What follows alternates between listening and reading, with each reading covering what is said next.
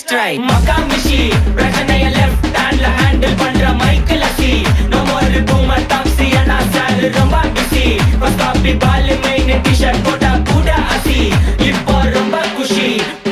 டேய் எப்படிரா இப்போதானே தாலி கட்டி முடிச்ச, அதுக்குள்ள இவ்ளோ பெரிய பேனர்ல போட்டு வச்சிருக்கீங்க. நாடோடிகள் படமே தோத்துரும் போலியேன்னு இந்த புது பொண்ணு மாப்பிளையும் வாயடிச்சு போய் நிக்கிறாங்க. இந்த வீடியோ இப்போ சோஷியல் மீடியால ஷேர் ஆயிட்டு இருக்கு.